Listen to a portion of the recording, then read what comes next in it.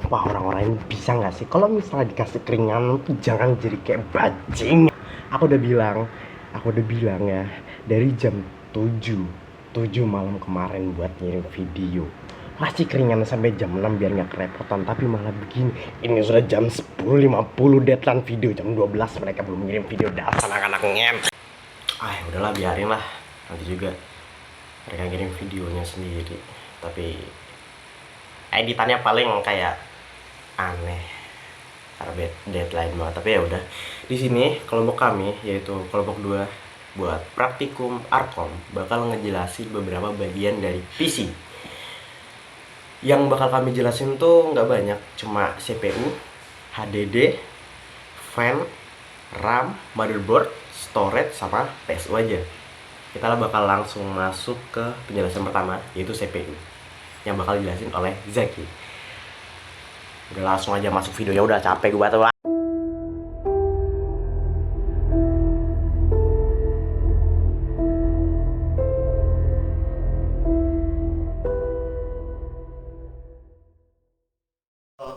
Perkenalkan, nama saya Nur Zaki Ubaidillah dan NIM saya 2505176048. Hari ini saya akan menjelaskan tentang CPU. Apa sih itu CPU? CPU itu adalah instruksi menjalankan perhitungan dan mengatur kerja seluruh perangkat komputer agar sesuai dengan perintah pengguna maupun programnya. CPU itu banyak jenisnya, yaitu adalah intercore. Intercore-nya itu ada intercore i3, i5, i7, i9, dan juga Xeno. Ada juga AMD, itu bersangkutan dengan Ryzen 3, Ryzen 5, Ryzen 7, Ryzen 9, dan FreePads. Dan ada juga Apple Silicon, itu M1, M2, M3 itu biasanya hanya untuk perangkat Apple. Ada ARM Process, banyak dipakai di smartphone itu, seperti Qualcomm, Snapdragon, MediaTek, dan Exynos. Oke, kita langsung masuk ke fungsinya saja ya, tanpa banyak bicara. Fungsi pertama adalah control unit atau CU. Itu biasanya mengatur aliran data dan instruksi antar komponen komputer. Yang kedua ada Arithmetic Logic Unit atau ALU, melakukan operasi aritmatika, perjumlahan, pengurangan, dan operasi logika AND, OR, NOT, perbandingan. Yang ketiga ada register. Register biasanya itu ada buat penyimpanan kecil saja, berkecepatan tinggi, digunakan untuk menyimpan data sementara. Ada juga cache, memori internal CPU, yang sangat cepat digunakan untuk mempercepat akses data dari RAM. Oke, dari semua itu, kesimpulan yang bisa saya berikan adalah CPU adalah unit pemrosesan pusat yang tidak hanya sekedar otak komputer, tapi juga pengendalian utama yang memastikan semua perangkat keras dan perangkat lunak bekerja serasa tanpa CPU. Sistem komponen hanya kumpulan komponen yang pasif yang tidak menjalankan instruksi. Contoh dari gambar itu adalah seperti yang ini Intel Core, ini Ryzen, ini Apple Silicon, dan satu lagi tak lupa, ini dia fotonya. Terima kasih.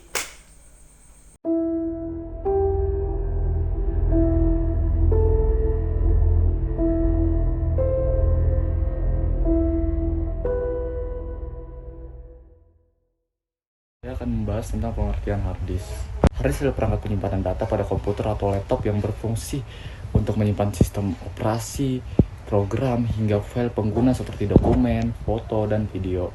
Fungsi lengkapnya ada 5. Yang pertama, menyimpan sistem operasi, menyimpan data dan file, menyimpan aplikasi atau program, backup data, dan mengatur ulang booting.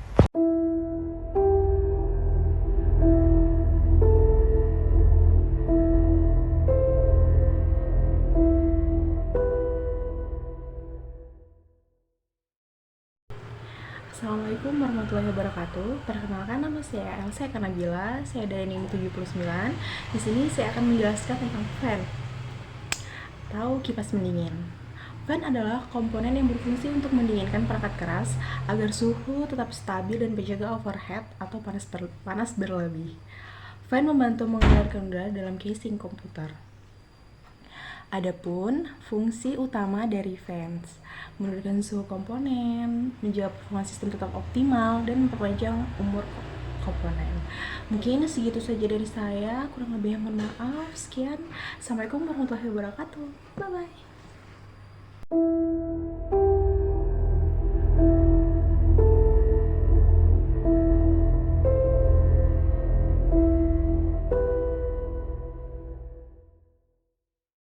RAM singkatan dari Random Access Memory, yaitu memori jangka pendek komputer dan perangkat digital lainnya yang berfungsi sebagai ruang kerja untuk data dan aplikasi yang sedang aktif digunakan. Fungsi utama RAM ada 3. Yang pertama, penyimpanan data sementara. Yang kedua, peningkatan kinerja. Dan yang ketiga, mempercepat akses data. Sifat memori ini yaitu volatile, yang artinya seluruh data yang tersimpan di dalamnya akan hilang ketika perangkat dimatikan.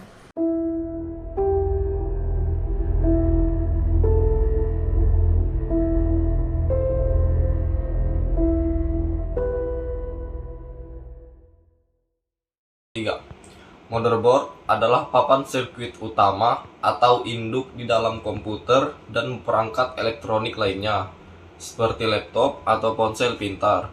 Komponen ini berfungsi sebagai pusat penghubung bagi semua komponen perangkat keras lain, seperti prosesor atau CPU, memori atau RAM, dan penyimpanan, agar dapat berkomunikasi dan bekerja sama.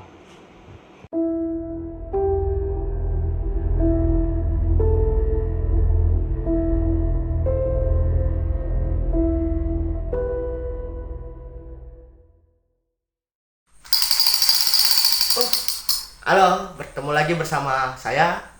Saya soalnya dibagi dua, Bang. Jahatnya kelompok saya. Nggak, itu mau saya sendiri kok. Saya kali ini akan menjelaskan tentang storage. Storage itu apa sih? Pasti masih bertanya-tanya. Pasti udah tahu kok. Orang anak komputer kok. Storage itu adalah media penyimpanan adalah komponen komputer yang berfungsi untuk menyimpan data, instruksi maupun informasi, baik secara sementara maupun permanen. Semua data digital, mulai dari sistem operasi, apalagi hingga ke pribadi, kayak dokumen, musik, foto, dan video tersimpan di dalam storage. Berbeda dengan RAM yang hanya menyimpan data untuk sementara waktu saat komputer aktif lah. Tapi kalau storage menyimpannya itu secara permanen, ya walaupun komputernya mati tetap masih tersimpan. Ya sama seperti CPU, kita langsung ke fungsi aja ya. Fungsi utama dari storage itu untuk apa sih? Untuk yang pertama untuk menyimpan data permanen seperti OS, software, dan file pengguna. Menyediakan ruang kerja sementara itu biasanya dilakukan bersama-sama dengan RAM untuk mendukung pemrosesan CPU menjadi media transfer data. Misalnya seperti flash disk atau eksternal HDD digunakan untuk memindahkan data dari komputer satu ke komputer lainnya. Selanjutnya menjaga keamanan data dengan sistem backup atau redundancy. Misal seperti, HP ku udah rusak ini, beli HP baru lah. Tapi semua penyimpanan data penting saya ada di HP ini. Tapi ingat, masih ada RAID atau cloud storage untuk memindahkan data di HP lama ke HP baru. Jenis-jenisnya beragam sih, seperti Voltex itu untuk sementara, datanya itu hilang jika listrik mati. Contohnya itu seperti RAM. RAM itu kan bentar aja dia. Dan ada juga non voltaic, itu permanen. Data tetap ada meskipun listrik mati. Contohnya hard disk, SSD, ROM, dan flash disk. Itu akan dijelaskan sama teman saya nanti. Jadi kesimpulan yang bisa saya kasih itu adalah media penyimpanan data digital memastikan informasi. Sabar ya, kacamata saya berbahasa dan nggak kabut-kabut amat, oke? Jadi kesimpulan yang bisa saya kasih adalah media penyimpanan data digital yang memastikan informasi tetap tersedia meskipun komputernya dimatikan. Tanpa storage, komputer tidak dapat menyimpan sistem aplikasi maupun file pengguna. Itu saja buat saya. Bye.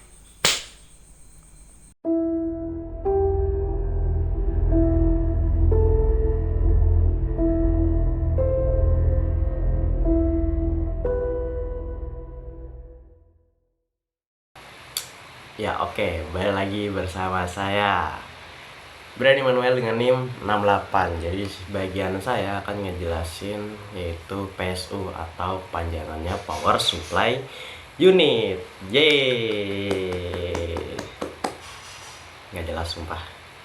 Oke, singkatnya PSU adalah komponen paling krusial mungkin dalam perakitan komputer yang bertanggung jawab atas distribusi daya listrik. Jadi kalau misalnya nggak ada PSU ya udah nggak kehubung listrik. Saya bakal ngejelasin pengertian PSU sama fungsi utamanya. Yang pertama, pengertian PSU. Jadi PSU adalah unit pasokan daya yang mengubah arus listrik AC dari stop kontak atau sumber listrik lah ya menjadi DC, arus arah yang stabil dan aman untuk komponen komputer seperti CPU, GPU, motherboard, dan HDD. Itu kenapa saya bilang tadi ini komponen krusial ya. Oke, jadi bentuk fisiknya itu dia kotak logam berbentuk persegi panjang dengan kipas pendingin pribadi. Wow, keren juga dia ada kipas pendingin pribadi. Terus ada kabel modular dan non modular dan sertifikasi seperti 80 plus bronze atau gold untuk efisiensi lah. Habis itu power supply berarti sumber daya. PSU itu mencegah kerusakan akibat lonjakan listrik atau ketidakstabilan tegangan. Jadi kayak nggak mungkin kan kayak nih listrik 200 watt langsung masuk duar meledak ya. Jadi tugasnya PSU itu ya buat ngatur ketidakstabilan itu.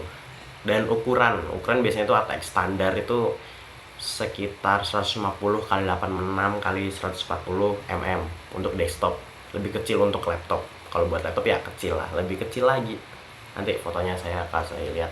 Baru fungsi utama PSU itu kayak saya bilang tadi, konversi dan stabilisasi daya yang mengubah AC ke DC dengan receiver dan regulator, menjaga voltase tetap, misalnya untuk plus 5 volt untuk USB dan 12 plus volt untuk motor kipas. Terus fungsi utama berikutnya itu distribusi daya. Dia melalui kabel PCLE, aku nggak tahu cara bacanya gimana, jadi ya gitu aja. Untuk GPU, terus ada SATA untuk SSD ya, untuk SSD, dan 24 pin untuk motherboard. 24 pin, nggak tahu lah tulisannya gitulah, ada nanti saya kasih lihat. Dan memastikan setiap komponen mendapat daya yang cukup dan nggak berlebihan. Kayak saya bilang, nggak mungkin 200 volt langsung cuar masuk meledak gitu, PC aja. Terus untuk perlindungan sistem dilengkapi fitur seperti over voltage protection. Nah ini yang saya bilang tadi, kan nggak mungkin 200 volt langsung masuk boom meledak, kan nggak mungkin tuh, hancur itu PC-mu. Dan ada short circuit protection atau SCP. Terus ada juga surge protection untuk menjaga kerusakan akibat konsleting dan petir. Ya biar kayak 200 volt tadi kan, kayak dan fungsi utama yang terakhir itu buat pendinginan. Kipas internal yang dipunya sama PSU tadi itu buat mendinginkan PSU agar tidak overheat yang bisa merusak seluruh sistem. Begitu, itu penjelasan singkat soal PSU. Aku lupa abisnya ada penjelasan lagi atau enggak, tapi kalau ada penjelasan kita langsung next ke videonya. Kalau nggak ada, video saya udah gitu aja. Nggak jelas.